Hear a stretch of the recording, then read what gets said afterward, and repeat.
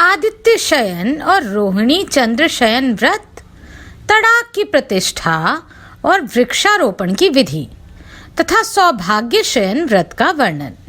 आप सभी description box से मेरे दूसरे चैनल ज्ञान कथा सागर में आरंभ की गई महाभारत की श्रवण पुस्तिका का भी आनंद उठा सकते हैं।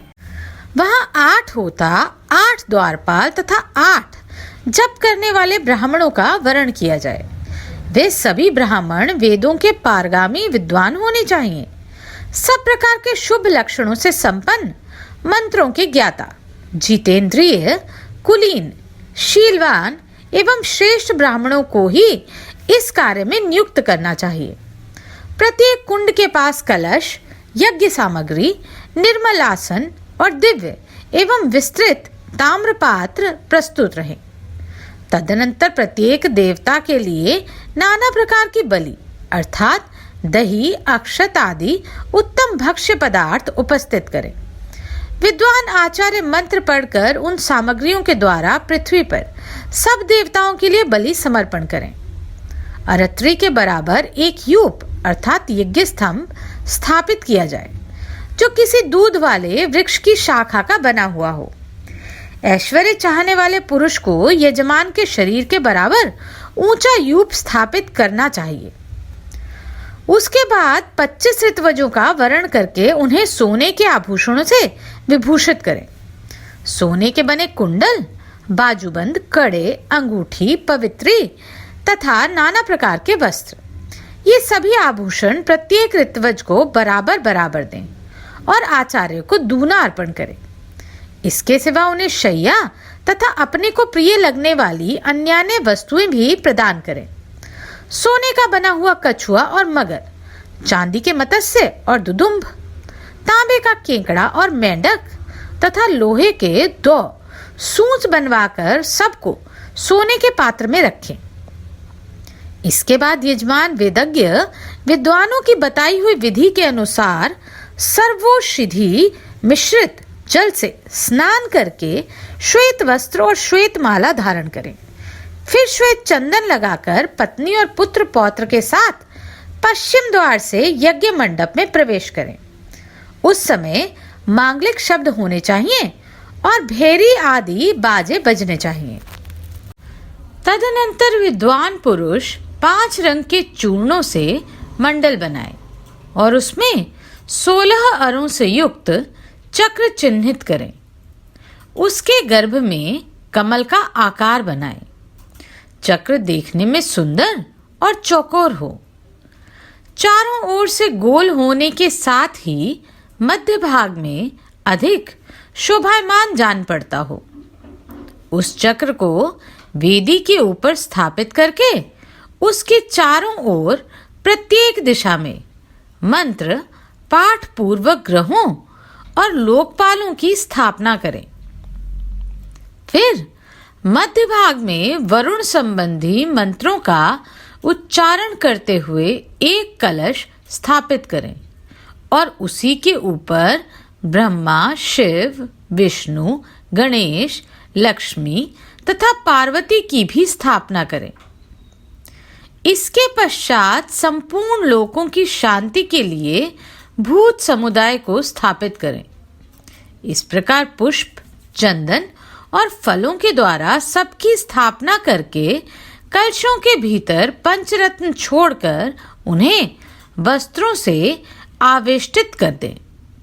फिर पुष्प और चंदन के द्वारा उन्हें अलंकृत करके द्वार रक्षा के लिए नियुक्त ब्राह्मणों से वेद पाठ करने के लिए कहें और स्वयं आचार्य का पूजन करें।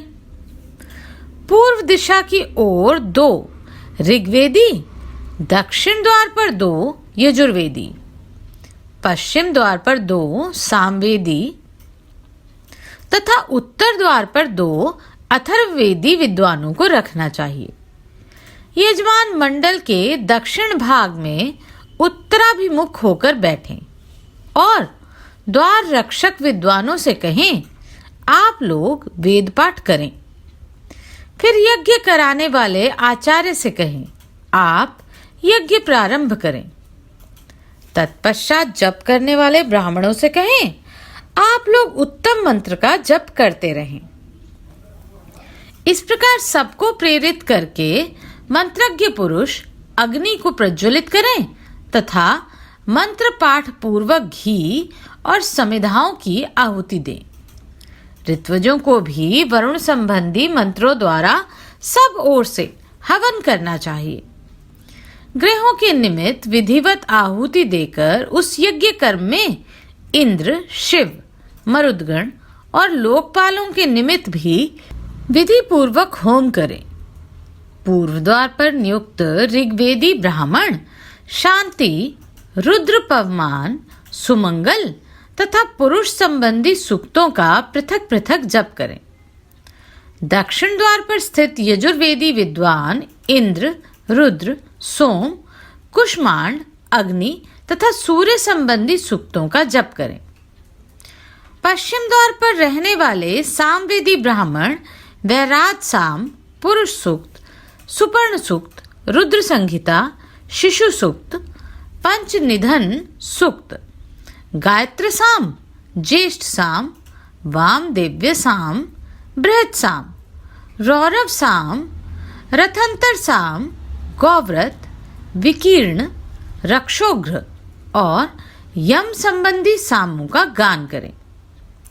उत्तर द्वार के अथर्वेदी विद्वान मन ही मन भगवान वरुण देव की शरण ले शांति और पुष्टि संबंधी मंत्रों का जप करें। इस प्रकार पहले दिन मंत्रों द्वारा देवताओं की स्थापना करके हाथी और घोड़े के पैरों के नीचे की, जिस पर रथ चलता हो, ऐसी सड़क की, बांबी की, 2 नदियों के संगम की, गौशाला की तथा साक्षात गांव के पैर के नीचे की मिट्टी लेकर कलशों में छोड़ दें। उसके बाद सर्वौषधि, गौरोचन, सरसों के दाने, चंदन और गूगल भी छोड़ें। फिर पंचगव्य अर्थात दही, दूध, घी, गोबर और गौमूत्र मिलाकर उन कलशों के जल से यजमान का विधि पूर्वक अभिषेक करें। अभिषेक के समय विद्वान पुरुष वेद मंत्रों का पाठ करते रहें। इस प्रकार शास्त्र विहित कर्म के द्वारा रात्रि व्यतीत करके निर्मल प्रभात का उदय होने पर हवन के अंत में ब्राह्मणों को 100, 50, 36 अथवा 25 गौ दान करें। तदनंतर शुद्ध एवं सुंदर लग्न आने पर वेद पाठ, संगीत तथा नाना प्रकार के बाजों की मनोहर ध्वनि के साथ एक गौ को सुवर्ण से अलंकृत करके तालाब के जल में उतारें और उसे सामगान करने वाले ब्राह्मण को दान कर दें। तत्पश्चात पंचरत्नों से युक्त सोने का पात्र लेकर उसमें पूर्वोक्त मगर और मछली आदि को रखें और उसे किसी बड़ी नदी से मंगाए हुए जल से भर दें। फिर उस पात्र को दही, अक्षत से विभूषित करके वेद और वेदांगों के विद्वान 4 ब्राह्मण हाथ से पकड़े और यजमान की प्रेरणा से उसे उत्तराभिमुख उलटकर तालाब के जल में डाल दें। इस प्रकार आपोमयो इत्यादि मंत्र के द्वारा उसे जल में डालकर पुनः सब लोग यज्ञ मंडप में आ जाएं और यजमान सदस्यों की पूजा करके सब ओर देवताओं के उद्देश्य से बलि अर्पण करें। इसके बाद लगातार 4 दिनों तक हवन होना चाहिए। चौथे दिन चतुर्थी कर्म करना उचित है, उसमें भी यथाशक्ति दक्षिणा देनी चाहिए। चतुर्थी कर्म पूर्ण करके यज्ञ संबंधी जितने पात्र और सामग्री हो उन्हें ऋत्विजों में बराबर बांट देना चाहिए। फिर मंडप को भी विभाजित करें, सुवर्ण पात्र और शैया किसी ब्राह्मण को दान कर दें। उसके बाद अपनी शक्ति के अनुसार 1000, 108, 50 अथवा 20 ब्राह्मणों को भोजन कराएं। पुराणों में तालाब की प्रतिष्ठा के लिए यही विधि बतलाई गई है। कुआं, बावली और पुष्करिणी के लिए भी यही विधि है। देवताओं की प्रतिष्ठा में भी ऐसा ही विधान समझना चाहिए। मंदिर और बगीचे आदि के प्रतिष्ठा कार्य में केवल मंत्रों का ही भेद है। विधि विधान प्राय एक से ही हैं। उपर्युक्त विधि का यदि पूर्णतया पालन करने की शक्ति ना हो तो आधे व्यय से भी यह कार्य संपन्न हो सकता है। यह बात ब्रह्मा जी ने कही है। जिस पोखर में केवल वर्षा काल में ही जल रहता है वह 100 अग्निष्ठोम यज्ञों के बराबर फल देने वाला होता है। जिसमें शरत काल तक जल रहता है उसका भी यही फल है।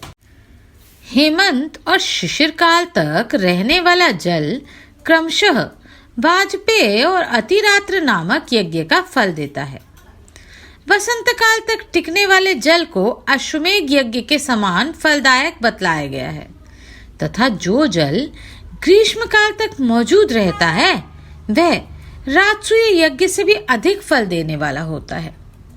महाराज, जो मनुष्य पृथ्वी पर इन विशेष धर्मों का पालन करता है, विधि पूर्वक कुआं, बावली, पोखर आदि खुदवाता है तथा मंदिर, बगीचा आदि बनवाता है, वह शुद्ध चित्त होकर ब्रह्मा जी के लोक में जाता है और वहां अनेकों कल्पों तक दिव्य आनंद का अनुभव करता है। जो परार्थ अर्थात ब्रह्मा जी की आयु तक वहां का सुख भोगने के पश्चात ब्रह्मा जी के साथ ही योग बल से श्री विष्णु के परम पद को प्राप्त होता है। भीष्म जी ने कहा, ब्राह्मण, अब आप मुझे बतलाइए कि विस्तार के साथ वृक्ष लगाने की यथार्थ विधि क्या है।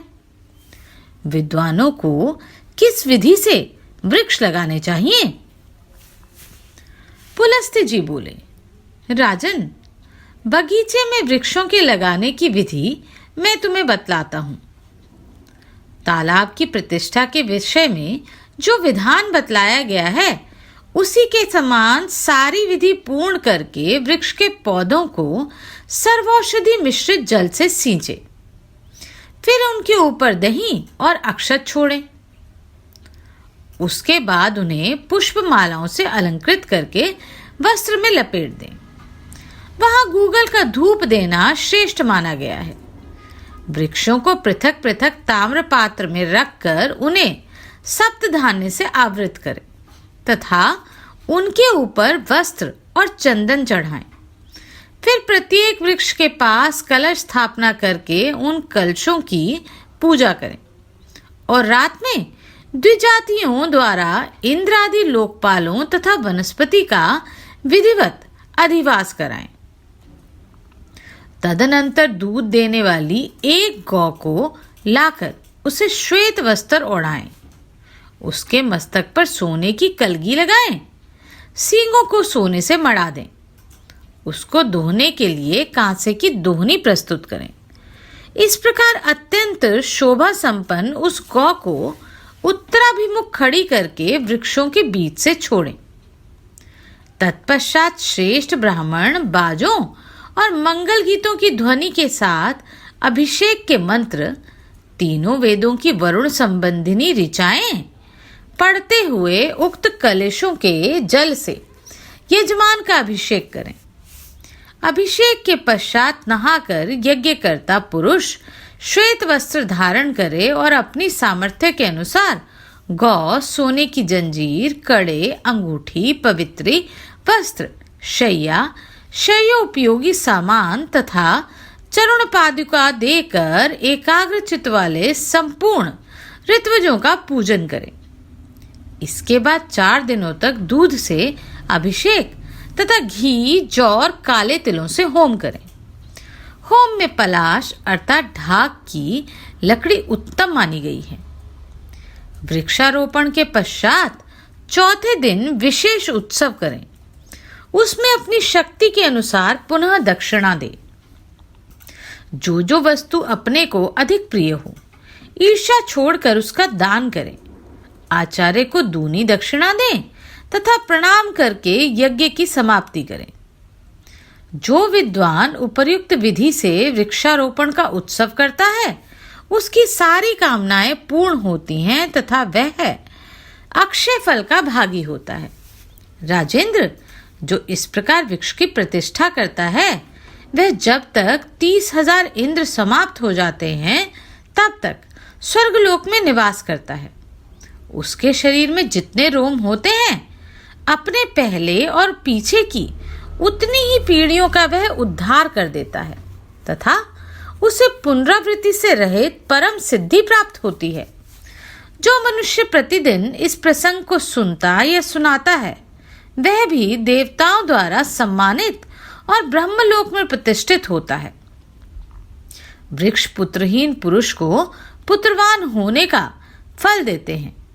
इतना ही नहीं, वे अधिदेवता रूप से तीर्थों में जाकर वृक्ष लगाने वाले को पिंड भी देते हैं। अतः भीष्म, तुम यत्नपूर्वक पीपल के वृक्ष लगाओ, वह अकेला ही तुम्हें 1000 पुत्रों का फल देगा। पीपल का पेड़ लगाने से मनुष्य धनी होता है। अशोक शोक का नाश करने वाला होता है। पाकड़ यज्ञ का फल देने वाला होता है। नीम का वृक्ष आयु प्रदान करने वाला होता है। जामुन कन्या देने वाला कहा गया है। अनार का वृक्ष पत्नी प्रदान करता है। पीपल रोग का नाशक और पलाश ब्रह्म तेज प्रदान करने वाला है। जो मनुष्य बेहड़े का वृक्ष लगाता है वह प्रेत होता है। अंकोल लगाने से वंश की वृद्धि होती है। खैर का वृक्ष लगाने से आरोग्य की प्राप्ति होती है। नीम लगाने वालों पर भगवान सूर्य प्रसन्न होते हैं। बेल के वृक्ष में भगवान शंकर का और गुलाब के पेड़ में देवी पार्वती का निवास है। अशोक वृक्ष में अप्सराएं और कुंद अर्थात मोगरे के पेड़ में श्रेष्ठ गंधर्व निवास करते हैं। बैत का वृक्ष लुटेरों को भय प्रदान करता है। चंदन और कटहल के वृक्ष क्रमशः पुण्य और लक्ष्मी देने वाले होते हैं। चंपा का वृक्ष सौभाग्य प्रदान करता है। ताड़ का वृक्ष संतान का नाश करने वाला है। मौलसिरी से कुल की वृद्धि होती है। नारियल लगाने वाला अनेक स्त्रियों का पति होता है। दाख का पेड़ सर्वांग सुंदरी स्त्री प्रदान करता है। केवड़ा शत्रु का नाश करने वाला है। इसी प्रकार अन्य अनेक वृक्ष भी जिनका यहाँ नाम नहीं लिया गया यथा योग्य फल प्रदान करते हैं। जो लोग वृक्ष लगाते हैं उन्हें परलोक में प्रतिष्ठा प्राप्त होती है। पुलस्त्य जी कहते हैं, राजन, इसी प्रकार एक दूसरा व्रत बतलाता हूं जो समस्त मनोवांछित फलों को देने वाला है। उसका नाम है सौभाग्य शयन। इसे पुराणों के विद्वान ही जानते हैं। पूर्वलोक में जब भूलोक, भुवलोक, स्वर्गलोक और महलोक आदि संपूर्ण लोक दग्ध हो गए तब समस्त प्राणियों का सौभाग्य एकत्रित होकर वैकुंठ में जा भगवान श्री विष्णु के वक्षस्थल में स्थित हो गया। तदनंतर दीर्घकाल के पश्चात जब पुनः सृष्टि रचना का समय आया तब प्रकृति और पुरुष से युक्त संपूर्ण लोकों के अहंकार से आवृत हो जाने पर ब्रह्मा जी तथा भगवान श्री विष्णु में स्पर्धा जागृत हुई। उस समय एक पीले रंग की भयंकर अग्नि ज्वाला प्रकट हुई। उससे भगवान का वक्षस्थल तप उठा, जिससे वह सौभाग्य पुंज वहां से गलित हो गया। श्री विष्णु के वक्षस्थल का वह सौभाग्य अभी रस रूप होकर धरती पर गिरने नहीं पाया था कि बुद्धिमान ब्रह्मा जी के पुत्र दक्ष ने उसे आकाश में ही रोककर पी लिया। दक्ष के पीते ही वह अद्भुत रूप और लावण्य प्रदान करने वाला सिद्ध हुआ। प्रजापति दक्ष का बल और तेज बहुत बढ़ गया। उनके पीने से बचा हुआ जो अंश पृथ्वी पर गिर पड़ा वह 8 भागों में बंट गया। उनमें से 7 भागों से 7 सौभाग्यदायिनी औषधियां उत्पन्न हुई, जिनके नाम इस प्रकार हैं: ईख, तरुराज, निष्पाप, राजधान्य अर्थात शाली या अघनी, गौक्षीर अर्थात क्षीर जीरक, कुसुम्भ और कुसुम 8वां नमक है। इन 8 की सौभाग्य अष्टक संज्ञा है। योग में ज्ञान के तत्व को जानने वाले ब्रह्मपुत्र दक्ष ने पूर्व काल में जिस सौभाग्य रस का पान किया था, उसके अंश से उन्हें सती नाम की एक कन्या उत्पन्न हुई। नीलकमल के समान मनोहर शरीर वाली वह कन्या लोक में ललिता के नाम से प्रसिद्ध हुई। पिनाकधारी भगवान शंकर ने उस त्रिभुवन सुंदरी देवी के साथ विवाह किया। सती तीनों लोकों को सौभाग्य देने वाली थी। वे भोग और मोक्ष प्रदान करने वाली है। उनकी आराधना करके नर या नारी क्या नहीं प्राप्त कर सकते? भीष्म जी ने पूछा, मुने, जगदात्री सती की आराधना कैसे की जाती है? जगत की शांति के लिए जो विधान हो वह मुझे बताने की कृपा कीजिए। पुलस्त्य जी बोले, चैत्र मास के शुक्ल पक्ष की तृतीया को दिन के पूर्व भाग में मनुष्य तिल मिश्रित जल से स्नान करे। उस दिन परम सुंदरी भगवती सती का विश्वात्मा भगवान शंकर के साथ वैवाहिक मंत्रों द्वारा विवाह हुआ था। अतः तृतीया को सती देवी के साथ ही भगवान शंकर का भी पूजन करें। पंचगव्य तथा चंदन मिश्रित जल के द्वारा गौरी और भगवान चंद्रशेखर की प्रतिमा को स्नान कराकर धूप, दीप, नैवेद्य तथा नाना प्रकार के फलों द्वारा उन दोनों की पूजा करनी चाहिए। पार्वती देव्यः नमः, शिवाय नमः, इस मंत्र से क्रमशः पार्वती और शिव के चरणों का, ज्याय नमः, शिवाय नमः से दोनों की घुट्टियों का, त्र्यंबकाय नमः, भवाने नमः से पिंडलियों का, भद्रेश्वराय नमः और विजयाय नमः से घुटनों का, हरिकेशाय नमः, वरदाय नमः से जांघों का, ईशाय शंकराय नमः, रत्यै नमः से दोनों के कटी भाग का, कौटिन्यै नमः, शूलिने नमः से कुक्षि भाग का, शूलपाणै नमः, मंगलाय नमः से उदर का, सर्वात्मने नमः, ईशाने नमः से दोनों स्तनों का, चिदात्मने नमः, रुद्राणाय नमः से कंठ का, त्रिपुरघानाय नमः, अनंताय नमः से दोनों हाथों का, त्रिलोचनाय नमः, अनंताय नमः से दोनों हाथों का, त्रिलोचनाय नमः, कालानल प्रियाय नमः से बाहों का, सौभाग्य भवनाय नमः से आभूषणों का, स्वधाय नमः, ईश्वराय नमः से दोनों मुखमंडल का, अशोकवन वासिनै नमः इस मंत्र से ऐश्वर्य प्रदान करने वाले ऊंटों का, स्थाणवे नमः, चंद्रमुख प्रियाय नमः से मुंह का, अर्धनारीश्वराय नमः, असितांगाय नमः से नासिका का, उग्राय नमः, ललिताय नमः से दोनों भौवों का, शर्वाय नमः, वासुदेव्यै नमः से केशों का, श्रीकंठनाथाय नमः से केवल शिव के बालों का, भीमो गुरुपिण्यै नमः, सर्वात्मने नमः से दोनों के मस्तकों का पूजन करें। इस प्रकार शिव और पार्वती की विधिवत पूजा करके उनके आगे सौभाग्य अष्टक रखें। निष्पाप, कुसुम्भ, क्षीरजीरक, तरुराज, इक्षु, लवण, कुसुम तथा राजधान्य इन 8 वस्तुओं को देने से सौभाग्य की प्राप्ति होती है, इसलिए इनकी सौभाग्य अष्टक संज्ञा है। इस प्रकार शिव पार्वती के आगे सब सामग्री निवेदन करके चैत में सिंघाड़ा खाकर रात को भूमि पर शयन करें। फिर प्रातः उठकर स्नान और जप करके पवित्र हो माला, वस्त्र और आभूषणों के द्वारा ब्राह्मण दंपत्ति का पूजन करें।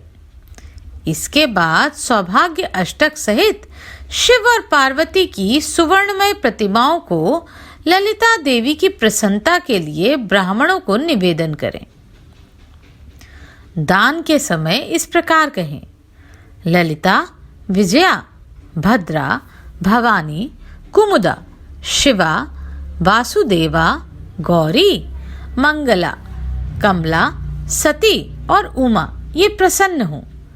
12 महीनों की प्रत्येक द्वादशी को भगवान श्री विष्णु तथा उनके साथ लक्ष्मी जी का भी पूजा करें। इसी प्रकार परलोक में उत्तम गति चाहने वाले पुरुष को प्रत्येक मास की पूर्णिमा को सावित्री सहित ब्रह्मा जी की विधिवत आराधना करनी चाहिए तथा ऐश्वर्य की कामना वाले मनुष्य को सौभाग्य अष्टक का दान भी करना चाहिए। इस प्रकार 1 वर्ष तक इस व्रत का विधि पूर्वक अनुष्ठान करके पुरुष, स्त्री या कुमारी भक्ति के साथ रात्रि में शिव जी की पूजा करें। व्रत की समाप्ति के समय संपूर्ण सामग्रियों से युक्त शैया, शिव पार्वती की सुवर्णमय प्रतिमा, बैल और गौ का दान करें। कृपणता छोड़कर दृढ़ निश्चय के साथ भगवान का पूजन करें। जो स्त्री इस प्रकार उत्तम सौभाग्य शयन नामक व्रत का अनुष्ठान करती है उसकी कामनाएं पूर्ण होती हैं, अथवा यदि वह निष्काम भाव से इस व्रत को करती है तो उसे नित्य पद की प्राप्ति होती है।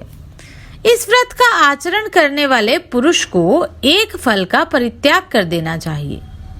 प्रतिमास इसका आचरण करने वाले पुरुष यश और कीर्ति प्राप्त करता है।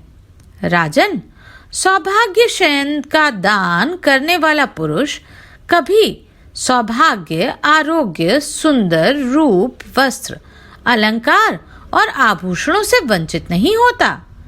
जो 12, 8 या 7 वर्षों तक सौभाग्य शयन व्रत का अनुष्ठान करता है वह ब्रह्मलोक निवासी पुरुषों द्वारा पूजित होकर 10,000 कल्पों तक वहां निवास करता है।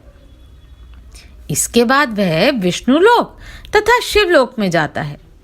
जो नारी या कुमारी इस व्रत का पालन करती है वह भी ललिता देवी के अनुग्रह से ललित होकर पूर्वोक्त फल को प्राप्त करती है। जो इस व्रत की कथा का श्रवण करता है अथवा दूसरों को इसे करने की सलाह देता है वह भी विद्याधर होकर चिरकाल तक स्वर्गलोक में निवास करता है। पूर्व काल में इस अद्भुत व्रत का अनुष्ठान कामदेव ने, राजा शतधनवान ने, वरुण देव ने, भगवान सूर्य ने तथा धन के स्वामी कुबेर ने भी किया था।